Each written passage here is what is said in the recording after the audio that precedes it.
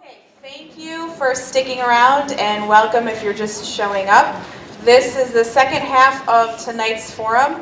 We'll be going for about an hour. These are the candidates who have filed as Democrats in the primary for the 11th District House of Representatives.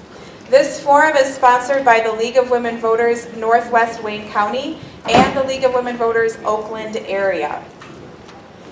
This district, District 11, covers the communities of Plymouth, Canton, Livonia, and Northville in Wayne County, and many communities in Oakland County, including South Lyon, Waterford, Highland Township, Troy, Birmingham, and Bloomfield Hills.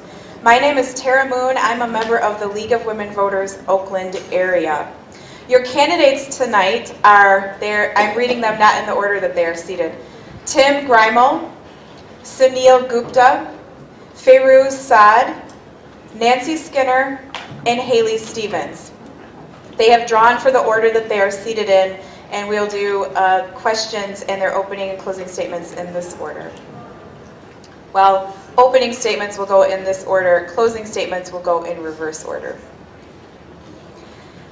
There are pages circulating throughout the audience tonight with index cards, so if you have a question to write down, please raise your hand and somebody will come to you with a card and a pen. If you have a question ready to go, raise your hand with the card in the air and they will come and grab it from you. We ask that the audience remain silent throughout this presentation, throughout this forum, and we ask that the candidates answer the questions with your views only, no personal attacks, and do not name other candidates by name. Ready to go? Okay. Each candidate will be allowed 1 minute for an opening statement, 1 minute for a closing statement, and 1 minute to respond to each question.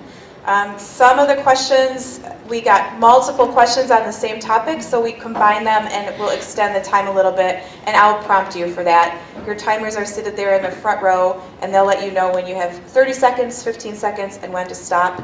I'll let you finish your thought if you're in the middle of a sentence, and then I'll cut you off after that. All right, so we will start with opening statements, and we're going to start with Ms. Haley Stevens. Well, thank you so much, and good evening, everyone. I'm Haley Stevens. I'm a candidate for U.S. Congress here in Michigan's 11th District. It is so nice to be with the League of Women Voters and with all of you this evening. I am a product of this district. I am standing before you here tonight as the former Chief of Staff on President Obama's U.S. Auto Rescue. That was the initiative responsible for saving General Motors and Chrysler and 200,000 Michigan jobs. We stood up for Michigan and everything we represent, and that's exactly what I want to do for all of you in Congress. And by the way, on that initiative, I was the only person from Michigan on the immediate team, and I was often the only woman. So I know what it means to stand up for Michigan and to stand up for the things that we care about, like not passing tax bills that are one big corporate giveaway, standing up to the NRA, and most importantly, standing up for your health care. Thank you. Thank you, Ms. Stevens. Ms. Nancy Skinner. Well, thank you and good evening. The League of Women Voters, I'd like to thank you for having this wonderful bipartisan event, and my fellow candidates for all showing up here to express our opinions. And I want to especially thank my mother for coming. My mother's here. My father passed away 2 weeks ago. My mother's recovering from a broken hip, and here she is today to stand by me. So thank you, Mother. So I have run for Congress 4 times now, which means I am either very persistent or completely insane. I think probably a little bit of both. But the reason I am running once again is 25 years ago, after graduating from the University of Michigan, I am from Royal Oak, grew up in Royal Oak, I started working on something called climate change and sustainable development 25 years ago. And so my first race I lost to a guy who had no chance of winning, named Barack Obama. And what he said is why he kept running was he had something to accomplish. I have that same answer to my questions. Why are you doing this? I know that the solutions to climate change are the solutions to our economy, and that's why I'm here to help do them. Thank you. Thank you, Ms. Skinner. Mr. Tim Grimal. Thank you. Our country is at a crossroads. Trump is attacking long-standing American values. We saw yet another tragic example of that this past week with the separation of children from their families. In order to successfully stand up and fight against Trump, we need someone with a proven track record of successfully fighting for progressive values, standing up against Republicans in the right wing, and winning. I've spent my entire life here in Southeast Michigan. I've spent my entire adult life standing up and championing progressive values. I did it as a school board member, I did it as a county commissioner and as a civil rights lawyer, and I've done it the past 6 years as a state representative, including 4 years as the House Democratic leader, during which time I successfully fought to increase the minimum wage and to expand Medicaid coverage to cover 650,000 Michiganders. We need proven leadership in Congress if we're going to tackle our most pressing problems, like investing in infrastructure, investing in education, and making sure we have sensible gun policies. Thank you all for being here. Thank you, Mr. Greimel. Fayrouz Saad. Good evening. Thank you again to the League of Women Voters for hosting this forum. I have to start today by talking about the Supreme Court's decision to uphold Trump's really racist travel ban. It proves that the courts are just not going to save us. It's this election, or it's nothing. And we need to send people to Washington who are ready to push back against this presidency and frankly bring it to an end. And we need to send people who have a proven track record of getting things done and fighting for progressive values. I've worked under President Barack Obama at the Department of Homeland Security. I know what it takes to keep this country safe. I've worked on counterterrorism. I've also worked on disaster response, like during the BP Gulf oil spill. And I came back a few years ago to work for Detroit Mayor Mike Duggan when he asked me to join his team as the first director of immigrant affairs, where we were not only resettling refugees, but working on economic development by expanding small businesses in the city. And it's time to do this. It's time to go to Washington and send people who are ready to fight back and get things done. Thank you, Ms. Saad. Sunil Gupta. Thank you so much and good evening. I am running for Congress because I believe the best thing that I can do for my children and for your children and for this community that I grew up in is to help take this country back from Donald Trump. My mother was a refugee who got an education and in 1967 became Ford Motor Company's first female engineer. Now I'm the father of 2 little girls. One of them's here right now, right in the back, my 6-year-old, not paying attention. I am, though, committed to making sure that she grows up in a world that feels safe and empowering. That means that thoughts and prayers are not enough, that we need common sense gun legislation, and we need it now. That decisions about a woman's reproductive health are between her and her physician and never by politicians, and that women deserve equal pay for equal work. It also means we have to stop using taxpayer money to sweep bad behavior underneath the rug. That's why I became the first candidate running for Congress in the country to propose that any candidates running for Congress should have to disclose that they've been part of a sexual harassment lawsuit.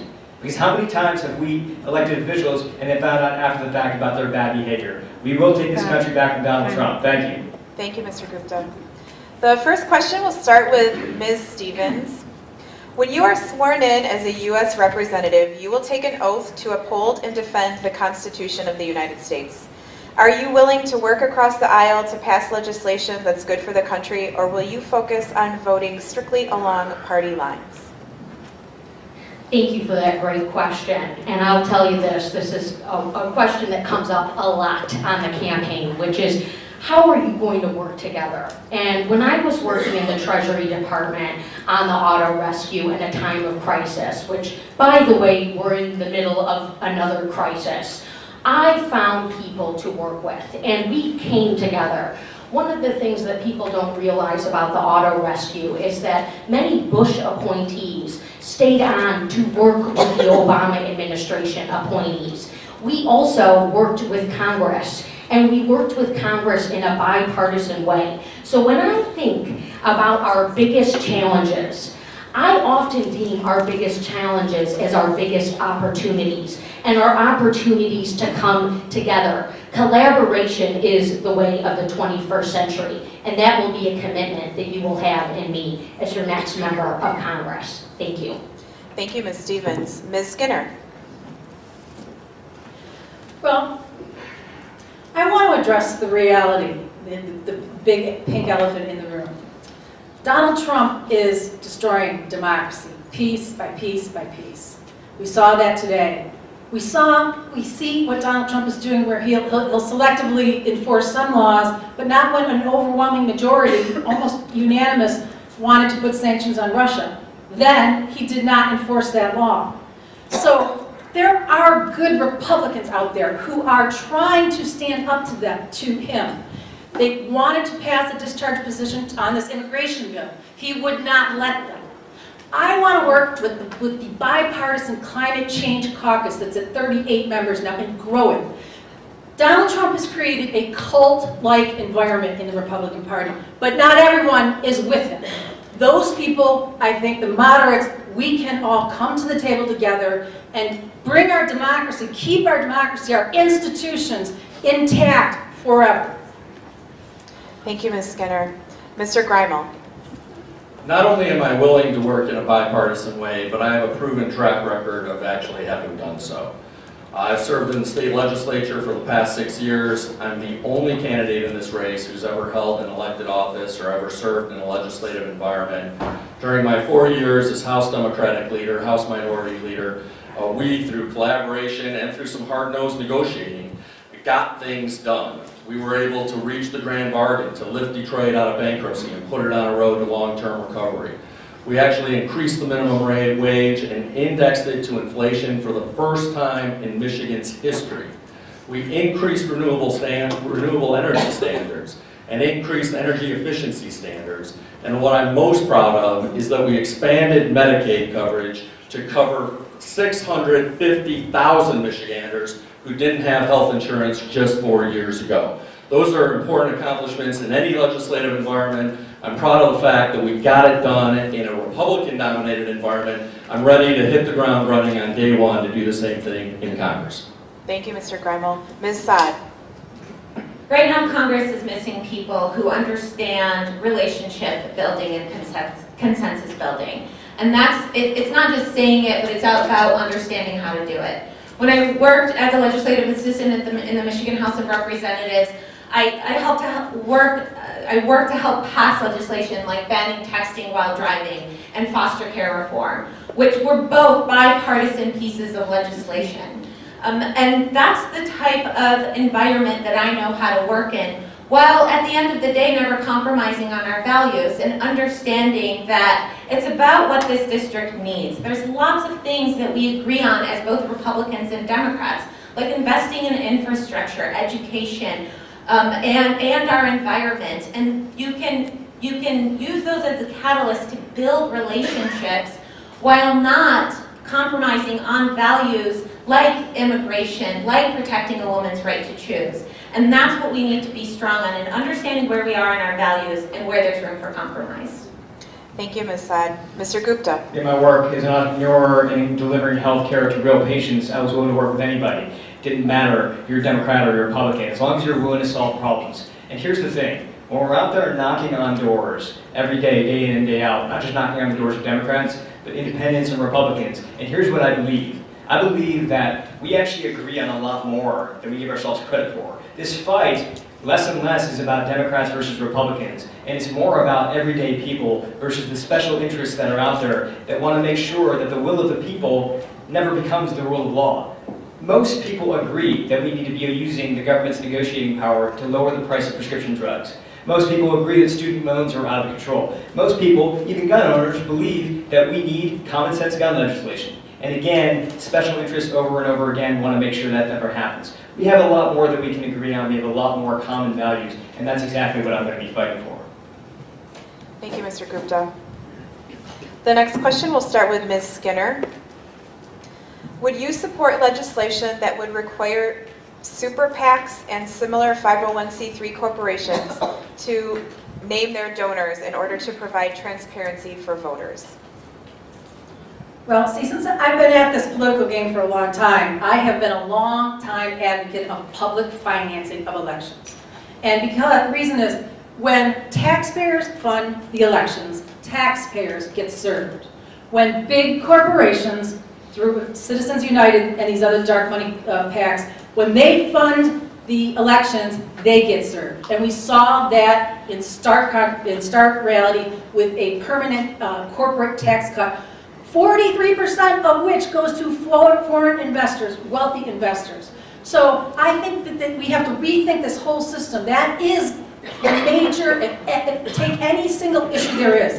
It comes down to these interests. I think they were mentioning waste, fraud, and abuse in the last panel, and all I could think of was Scott Pruitt. Look at how he is in the pocket of every dark money group and oil group that there is. And that is in working against the interests of the health and welfare of every human and American in this country. Thank you, Ms. Skinner. Mr. Greimel. Yes, absolutely. I have knocked on tens of thousands of doors over the years, and I have never I've never once met a single voter anywhere who has said, you know what we need in politics? We need more money and less transparency. It's absurd.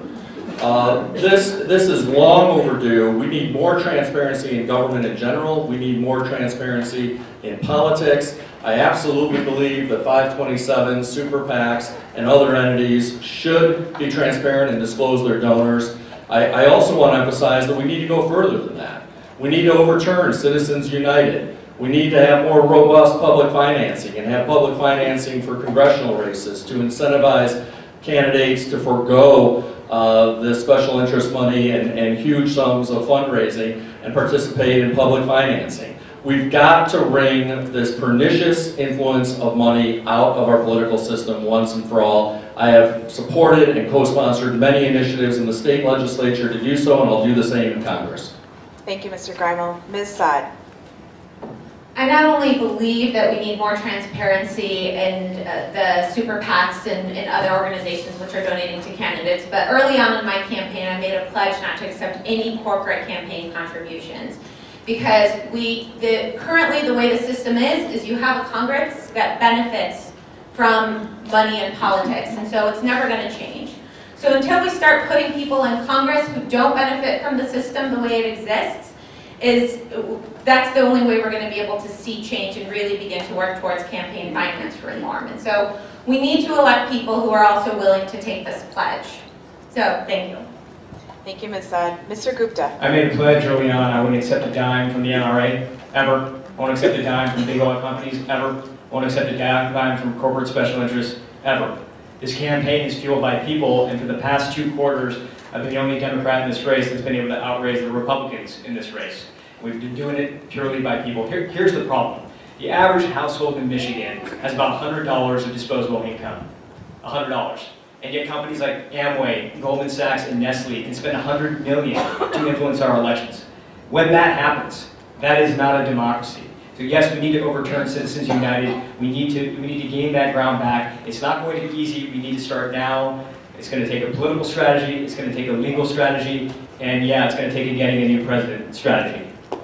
Thank you, Mr. Gupta. Ms. Stevens. Make no mistake about it, the special interests have got to go, and we've got to embrace public financing. I am in agreement with every single Democrat up here tonight, but I will tell you this. These campaigns seem long, they seem expensive, but what we all know in this room is that they mean something. And for me, when I got into this race in April of 2017, during some really dark times in the Trump administration, it meant something. A week and a half after I announced my campaign, that sea of all white men was standing right behind President Trump in the Rose Garden, celebrating their repeal of the ACA.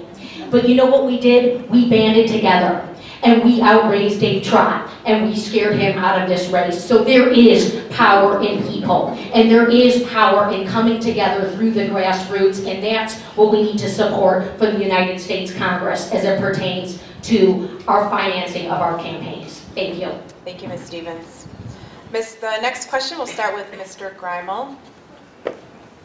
Do you support continual increases to our defense spending, or should steps be taken to identify inefficiencies, wasteful spending, and obsolete programs in order to eliminate them and establish a more realistic defense budget? Obviously, we certainly need a strong military. We need to make sure that we're adequately secure as a country. But our greatest threats do not come from external forces. Our greatest threats come from within. They come from poverty. They come from malnourishment. They come from inequality. They come from criminal justice irregularities that give injustice to people in need. Those are our greatest threats. Those are what are real risks and threats to our fundamental country and our fundamental values. We need to make sure that we're adequately funding education, we're adequately funding physical infrastructure, that we're adequately funding healthcare, that we're investing in people and in the potential of all Americans to succeed and achieve the American middle class dream. That will be my highest priority.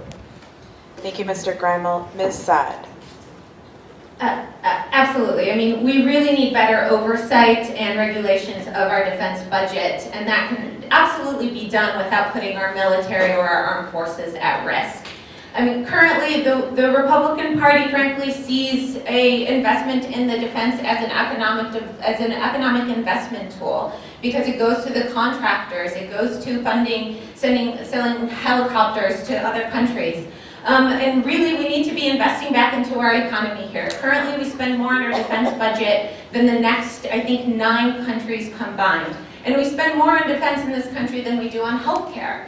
There's a huge disparity there. We can better use this money, invest it back into the economy, and there's a way to do it without necessarily putting our country at risk. I worked at the Department of Homeland Security, worked to help protect our borders, and a lot of these, in not investing in our economy, a lot of what the Trump administration is doing right now by separating families at the border is really making us less safe. Thank you, Ms. Saad. Mr. Gupta. We can keep our country safe, invest in our military, and invest in seniors, in children, in schools, in infrastructure. We can do both. The biggest narrative that we hear right now from people in Washington, D.C. is that we don't have the funding. We don't have the funding to take care of our seniors. We don't have the funding to take care of our schools. We don't have the funding to make good on our promises for Medicare and Social Security. But these same people, the same exact people, will sit and vote and lobby for a multi-trillion-dollar tax break for the richest of the 1% and the largest of the corporations. Here's a question for the group. How much did Verizon pay last year in federal taxes? 0. How much did Boeing pay last year in federal taxes? How much did General Electric pay last year in federal taxes? Right? These people are saying that they don't like handouts, and yet we just gave one of the biggest handouts in American history to the richest of the 1% and to the largest of the corporations. We can have both. Thank you, Mr. Gupta. Ms. Stevens.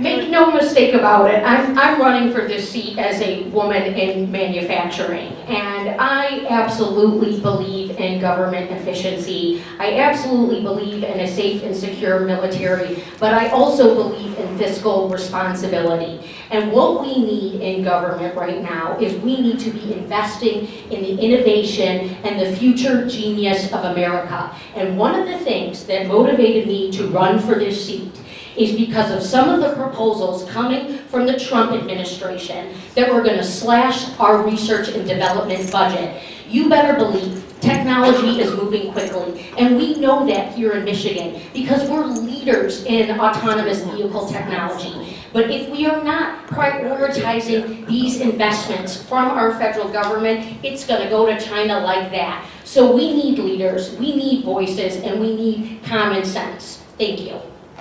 Thank you, Ms. Stevens. Ms. Skinner.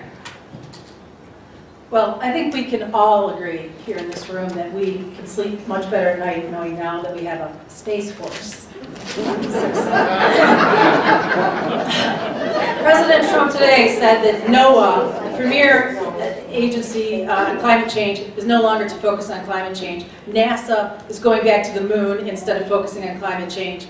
And the Pentagon has declared climate change and the impacts that we will see with migration. The Syrian refugee crisis was caused by a drought. That will continue to happen as the waters warm. We'll have food shortages and droughts. So it is a national security issue. Now, one area where I want to increase spending is in quantum computing.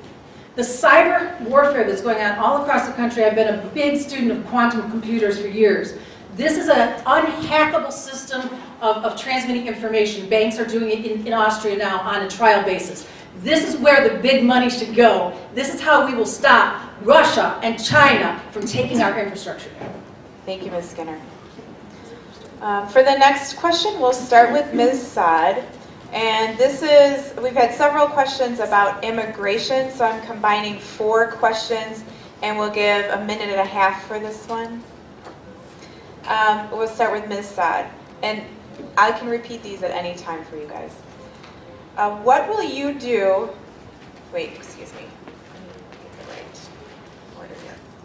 How would you interact with the other side of the aisle to help solve the immigrant crisis? Do you support American tax dollars paying for a border wall? What is your position on DACA and zero tolerance? And what is your position on due process as it extends to illegal immigrants? When I was serving as Director of Immigrant Affairs for Detroit Mayor Mike Duggan, it was one of the most hostile times to work on immigration in this country. It was 2015 during the start of the Trump presidency. And we worked successfully on these issues in the city of Detroit because I worked with people all across the city and frankly all across the region, brought them into the conversation. We talked about immigration as an economic revitalization tool, as the economic impact that immigrants have, and we were able to break down stereotypes and misconceptions to immigrants and refugees.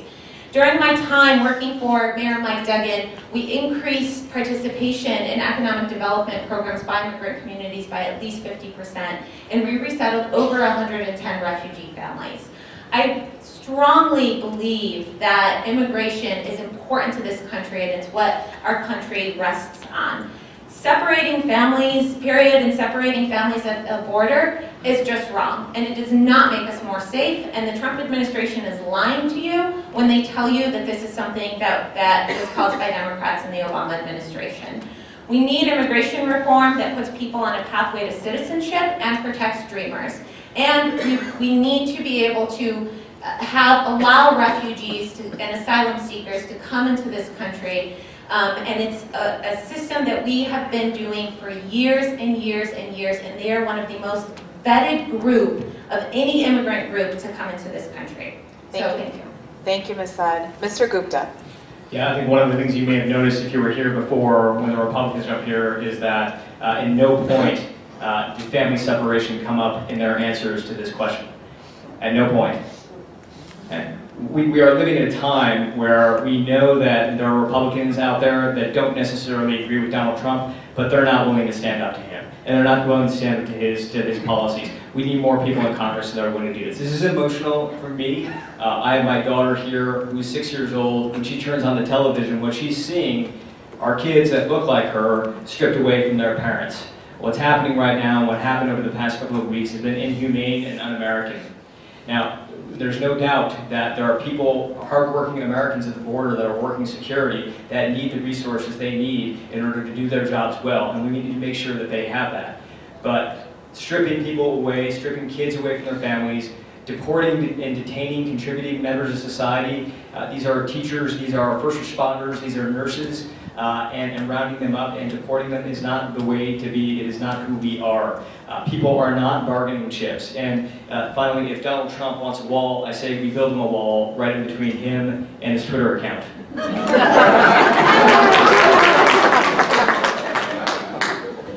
Thank you, Mr. Gupta. Ms. Stevens? My blood is boiling. What is happening at our border is unconscionable, and it is wrong, and it is a watershed moment for our country. We got to this place where we have seen family separation in America because for 20 years Congress hasn't passed common sense immigration reform. And now look at who we have in the White House. We have a reckless president who is putting forward policies that just are un-American, and they're inhumane, and they are wrong. So absolutely not. We do not need a wall. We do not need to spend taxpayer dollars building a wall. And what we do need is we need bold and courageous and real voices willing to stand up for what is right and to blow the whistle. Because we all know this, to the Democrats in the room. If we hang out in the middle of the road, we're gonna get run right over. We need to call these things out. And you better believe I'm gonna be on that phone the first day in Congress, reaching out to my colleagues, no matter what their party is saying, and say, now is the time for us to pass immigration reform. Now is the time for us to come together and call out what is happening around our country. Now is the time for all of us who are going to be going to the voting booth in November to say, we are demanding something better than this. Thank you. Thank you, Ms. Stevens. Ms. Skinner. Okay, so I'm a big picture person, and you've got to realize where this immigration crisis came from. Well, it was the president sitting with Steve Bannon and Stephen Miller with Cambridge Analytica on Facebook and Russian bots testing what would motivate. Fear, people that look different than us, different colors. That's how I'm going to win the election. Bloomberg had an article out today that there is no immigration crisis demanding immediate action. In fact, the 4-decade Mexican influx has actually now resided with over almost 2 million going backwards. The same problem with Central America is following that same path as they have less children and their economies improve. However, I'll go through and answer your questions. The other side, yes, of course I would. They had a bill that was going to be voted on through discharge position, and Trump tweeted out, forget it, just let's not do it. The border wall, absolutely not. What a waste of money. They'll build it higher unless it's a solar wall and both sides can work on it and make money from it. DACA. There are 800,000 people who were far more vetted than the Trump administration. That's for sure. They have to have a job or be in school and constantly re-up their thing. The Dreamers should stay here. It was not their fault. Zero tolerance. That was contrived to bring up Fox Ratings News and take the attention off of anything else, all the other Russian investigations going on. Finally, due process. Due process is constitutional and it's also an international agreement that Donald Trump said we need to get rid of. It's unconstitutional. Thank you, Ms. Skinner. Mr. Greimel? Yeah, to answer the questions, let me first give you some sense of where my values are on this. All 4 of my grandparents were immigrants here, and they came to America because they wanted to live in a country that was diverse, that was welcoming, and where anybody could succeed if they were willing to work hard and play by the rules. And Trump is standing all of those long-standing American values on their head. In terms of the question that was posed and to answer those questions, number one, yes, some additional border security is reasonable and sensible, but a sea-to-sea wall would be a colossal waste of resources, number one. Number two, when it comes to due process, those who come here properly and seek asylum absolutely deserve due process to determine whether or not their asylum claims are legitimate and valid. Number three, dreamers did not come here because of any decision of their own. They should be allowed to stay here and be given a path to citizenship. And finally, what's going on with the separation of children from their families is outrageous. But I haven't just talked about it, I've done something about it. I got some of my legislative colleagues last week to join me in sending a letter to Governor Snyder pointing out that the children, the foster children here in Michigan, and the agency that placed them with families are subject to state oversight and regulation, and the state has an obligation to return them to their families immediately. Thank you, Mr. Greimel. The next question will start with Mr. Gupta. Aside from addressing mental health concerns, what new specific gun control measures would you support to help end the gun violence in America? So I think that it is possible, despite what the NRA leadership will tell you, it is possible for us to honor the Second Amendment and pass common sense gun legislation. We can ban bump stocks, we can pass red flag laws, we can make sure universal background checks work and are everywhere, and we can make sure that weapons of war have no place in our communities, and we can still honor the Second Amendment. Here's the thing, when the Second Amendment was written, guns were not a technology. Today they are a technology, and increasingly the way they are purchased is through online technology. It should not be easier to buy a gun online than it is to buy a bottle of wine. But for a lot of people it is. That's because things are changing and the loopholes that we have are actually more online than ever before. I am the candidate in this race with a science and technology background, and I want to make sure that when we pass common sense gun legislation, it works for where we are and where we're going. Thank you, Mr. Gupta. Ms. Stevens.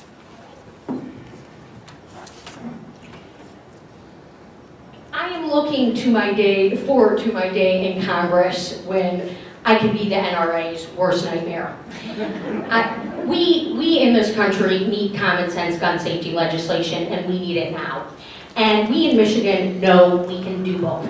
We can say you can enjoy the sport of hunting and riflery, but that our children do not need to go to school afraid, that the assault rifles have had their day in this country. And that is why, on January 3rd of this year, I said, that marks a year to the day of the first day in Congress, in the 116th Congress. And on that day, I will be issuing a letter to every single one of my colleagues, dear colleagues, saying, join me in passing common sense gun safety legislation, meaning this: universal background checks, reinstating the assault rifle ban, banning the bump stocks, no fly, no buy. We can get these things done. And when we flip the House of Representatives, it will be all the more real. Thank you. Thank you, Ms. Stevens. Ms. Skinner.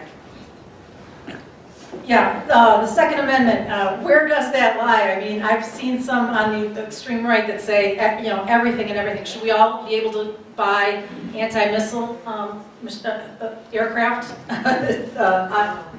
machines of war, and shoot down aircraft because the Second Amendment is that absolute?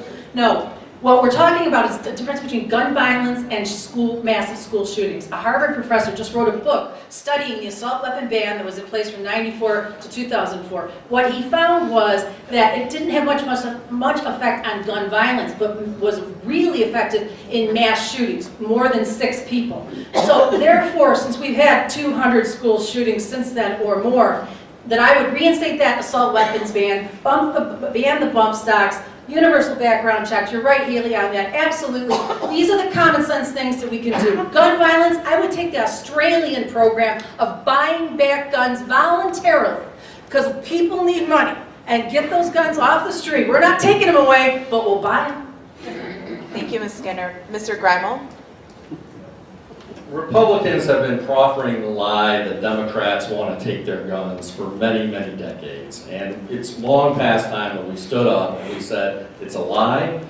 We respect the Second Amendment. We respect people who are hunters. We respect people who want to have guns for self-defense. But we know that a large majority of Americans, including an overwhelming majority of gun owners, believe that we can have the Second Amendment and have common sense gun regulations too. No civilian needs an assault weapon, number one.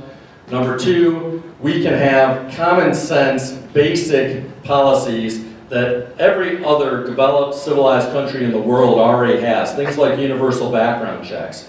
Things like red flag legislation to prevent people who are dangerous to themselves and others from obtaining guns. Banning bump stocks. Making sure that we're limiting clip size. These are common sense things that should not be controversial. In fact, they're not controversial. I've taken on the NRA in the legislature, and I'll do the same in Congress. Thank you, Mr. Greimel. Ms. Saad. Every time this issue comes up, one of the first things we feel the need to talk about is the Second Amendment. I'm tired of having this conversation on the NRA's agenda and on the Republicans' agenda. The debate isn't about the Second Amendment. It's about really people's right to life and our kids' right to go to school in a safe environment. And that's why we need a ban on assault weapons, why we need universal background checks, why we could increase the age of those who can access a gun or rifle. And frankly, we need to change the conversation. Congress has banned the CDC from doing research on what is causing mass shootings in this country. So the NRA keeps telling us that it's the people, not the guns.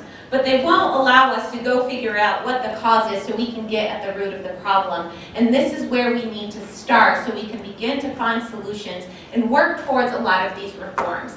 This isn't a conversation about guns and people's right to have their own guns. This is a conversation about we have a public health epidemic in this country. Thank you, Ms. Saad. The next question will start with Ms. Stevens. What would you recommend to ensure that all Americans have affordable and accessible health care? That's the question of this campaign, and that is the question that our 116th Congress will be facing. And I will tell you this, I support the League of Women Voters in your proposal for Medicare for all. We need to get to a place where every single man, woman, and child has access to affordable health care. And how we do that is through legislation that, one, you know, we've had 10 years of a Republican Congress just about that has done what? They've tried to repeal our health care at every turn without a plan to replace it. We need to tackle prescription drug costs. We need to change our patent laws. And we absolutely need to propose legislation to provide Medicare for all. Thank you. Thank you, Ms. Stevens. Ms. Skinner.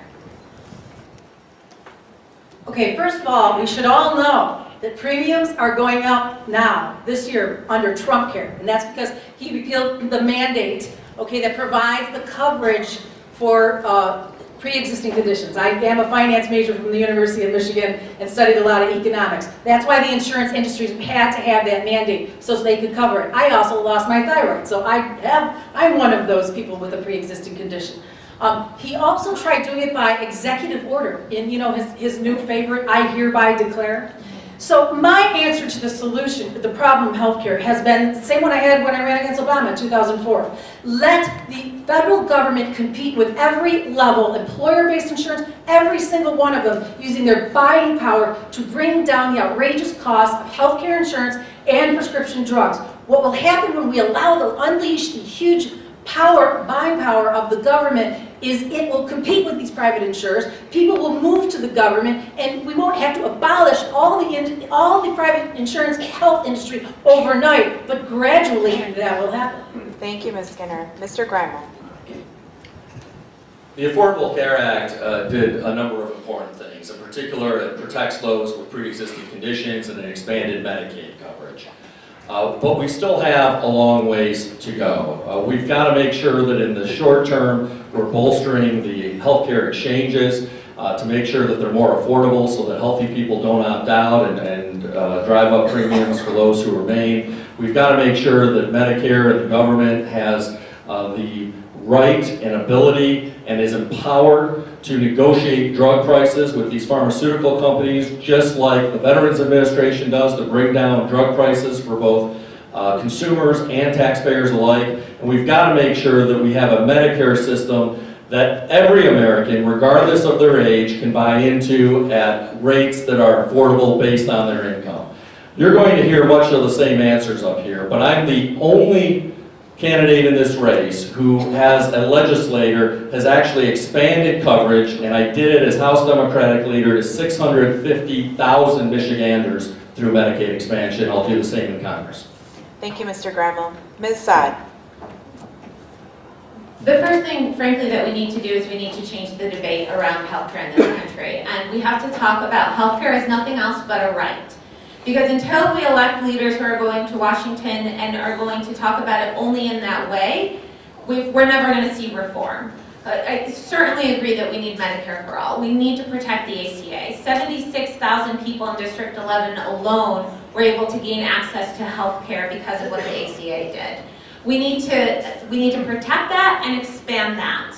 We can do that over the course of 4 or 5 years by slowly expanding access on age limits to Medicare so that we can slowly adjust and tweak the system as we go and keep up with costs. Furthermore, getting to a place of Medicare for all cuts costs. We spend $467 billion a year on administrative costs for healthcare alone. $116 billion on not being able to negotiate drug prices. This is how we're going to pay for it. And so they keep saying, oh, you want that, so how are you going to pay for it? Well, we got to talk about what it's costing us not to have it. Thank you, Ms. Saad. Mr. Gupta. At a time when people in this district, people here, are making a weekly choice between the food they eat and the medicine they take because they can't afford both. Donald Trump wants to cut Medicare and Medicaid by $2 trillion. I am the one candidate in this race with hands-on healthcare experience, working with real patients, real clinically trained providers, who has stood up to the prescription drug companies, and I'm going to fight him every step of the way. I started a service for the past few years called RISE, and what we were doing is matching clinically trained providers with real patients to lower their risk for hypertension and diabetes. We ended up partnering with Michelle Obama's White House initiative. Now I will say, the person who helped me start this was my older brother, Dr. Sanjay Gupta. Some of you know him. We both grew up on Harrison Street, right here in Livonia. And I will just tell you this for the record, I'm still trying to make my mother proud. He's already done enough to make 100 Indian mothers proud. But we are going to work hard to make sure that we get health care for all. Thank you, Mr. Gupta. I think this has to be our last question because I'm going to give you a little bit of extra time for this one. And then we'll have to move on to closing statements. So this is a question about tariffs. I'm going to combine two questions and we'll give them a minute and a half for this one. Do you agree with imposing punitive tariffs on our allies? Do you think a trade war will be beneficial for the U.S. economy? Do you see a recession influenced by the trade war looming in the near future? And we're going to start with Ms. Skinner. I can repeat that if you want me to. Please. Okay. Do you agree with imposing punitive tariffs on our allies? Will a trade war be beneficial for the U.S. economy? Do you see a recession influenced by the trade war looming in the near future? Ms. Skinner. Well, one of the benefits of being old and having been around, I was on a political talk show, host, nationally syndicated, and television, debating O'Reilly and every network, MSNBC, CNN, they're the opposition, is that I opposed NAFTA and CAFTA back in '93 against Bill Clinton. Because the reason that trade became so imbalanced is you had 2 billion Chinese willing to work for nothing, for cents on the dollar. And that didn't make sense because it wasn't a level playing field. So that's how those trade surpluses went wrong. That's where it went wrong, and a lot of manufacturing jobs went over there. But now what Trump is doing, this isn't the way to write it by engaging in what kind of war is beneficial. I mean, when we're at war with Canada, we're in trouble. Okay, so this is a problem. And the EU and the rest of the world. Now they're all making their own bilateral deals together without us. Disengaging from U.S. leadership is the wrong way to go. What we need to be doing is investing in massive infrastructure, sustainable infrastructure, to create jobs and trade and re-engage with the rest of the world. Thank you, Ms. Kerr. Mr. Gremmel. Yeah, sorry, I wasn't sure if you wanted me to start yet or not. That's okay. So, I was confused about the time. No problem. There's no question that the trade imbalance is a very serious problem. There's no question that America faces very unfair trade policies by a number of countries around the world. So I certainly agree with the stated goal of negotiating better trade deals that better serve American interests and American workers. What I disagree with is the way Trump is going about it.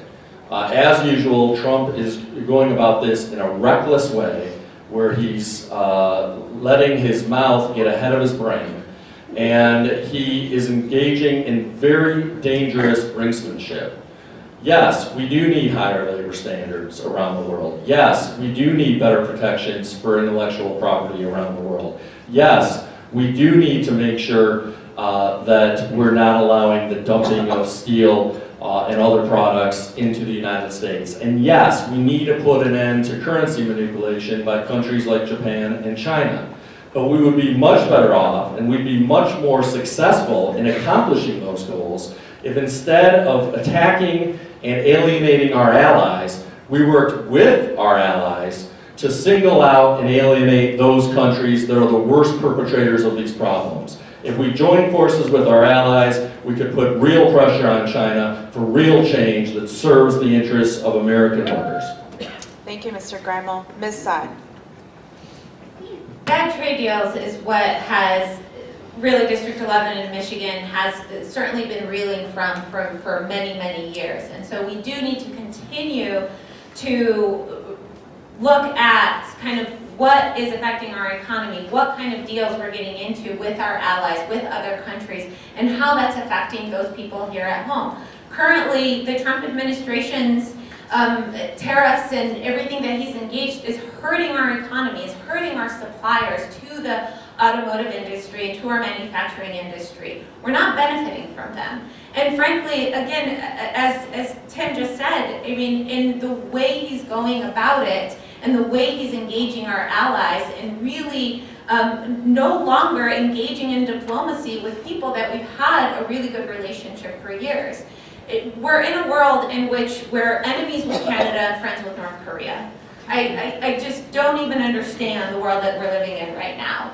And we really need to continue to negotiate with our partners, with our allies, and continue to hold China accountable for their practices and what they're doing that's affecting our economy, and ensure that we are continuing to we're continuing to protect our intellectual property here at home as well. Thank you, Ms. Saad. Mr. Gupta. Our campaign has now knocked on thousands of doors, and we hear a very common story. And again, it doesn't matter if you're Democratic, Independent, Republican.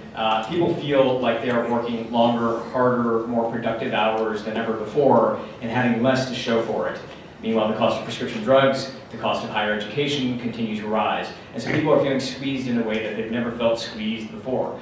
And I know what that feels like.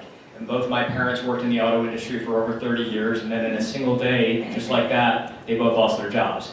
And they were both in their late 50s, and I know that a lot of people in this room know what that feels like, because this region lost 700,000 jobs during that time. It was during that time that I realized that I was going to go out there and I was going to go create good paying jobs. The kinds of jobs that let you take care of yourself and the people you love, the kinds of jobs that I want to create here so that our kids have jobs waiting for them when they finish their schooling. I'm going to go anywhere and do anything to create good paying jobs here in the district, and I will fight any Congress or any president that wants to create incentives for companies to ship jobs overseas. Instead, I'll be working to create incentives to create jobs here. And we can't talk about all of this and trade in jobs without talking about education. I will say this, the best thing that we can do for our schools, the best thing we can do for our kids is to get rid of Betsy DeVos.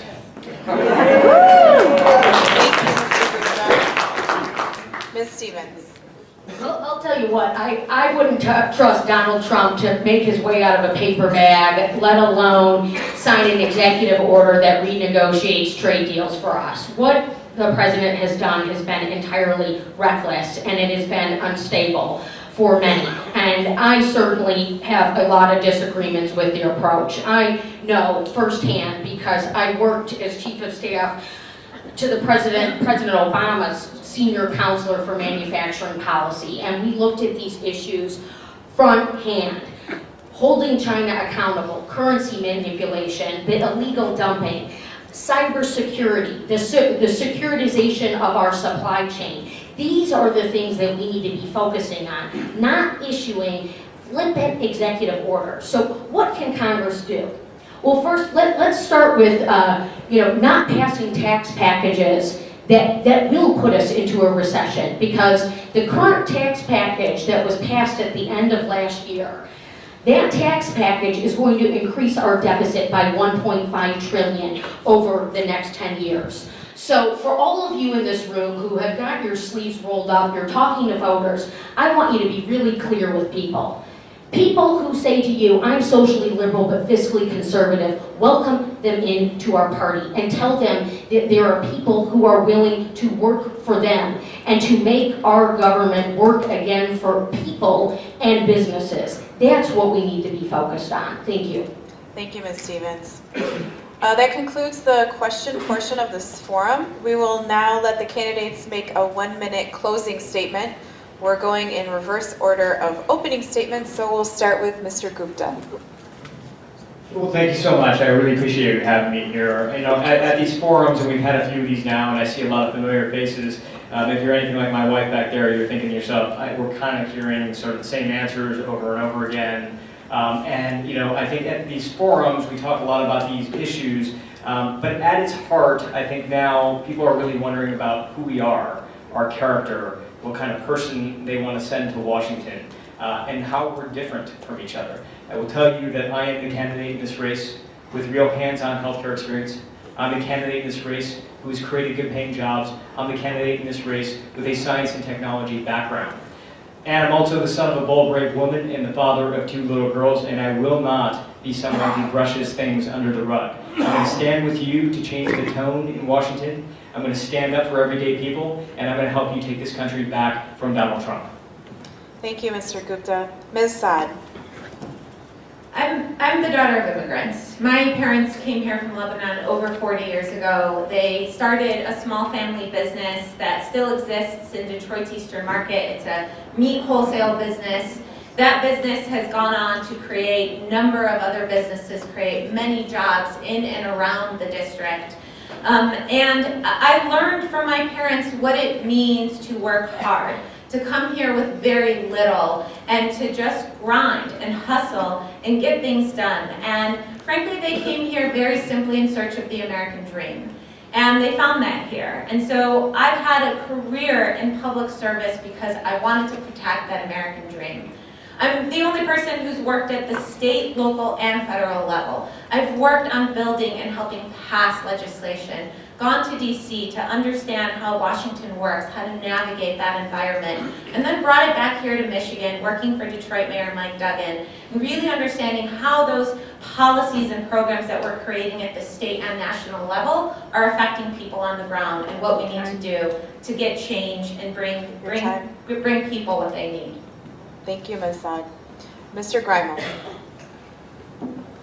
You're not going to see a lot of differences between where we are on policy. As you can tell, most of us agree on most of the policy issues.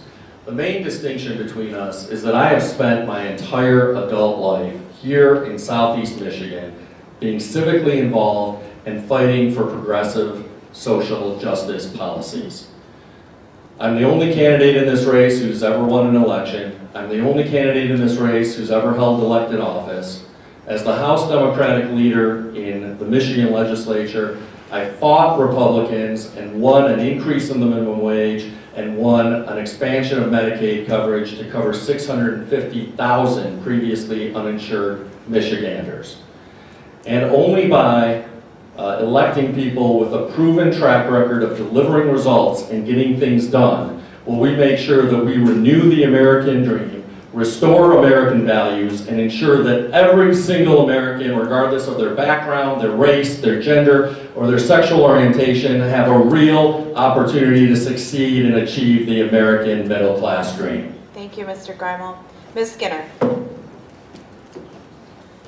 Well, we do agree a lot on policy mostly, but I think one thing you can agree with is I will not be a shy freshman congresswoman working for you. This is not the time to be shy. My persistence over 4 elections, it's persistence that got the slaves freed. It took 80 years to get women the right to vote. Climate change is the biggest issue of our time, and it's the biggest solution to all our economic problems. The Great Lakes are in danger right now if Enbridge Line 5 is not completely removed. These things require strong voices, people who know how to, who've been in this political game for many, many years and know how to go up against the competition. There are a lot of people who've had a lot of experience and they've gone there and nothing has been done. And Democrats, let's face it, we're like Charlie Brown with the football here in Michigan.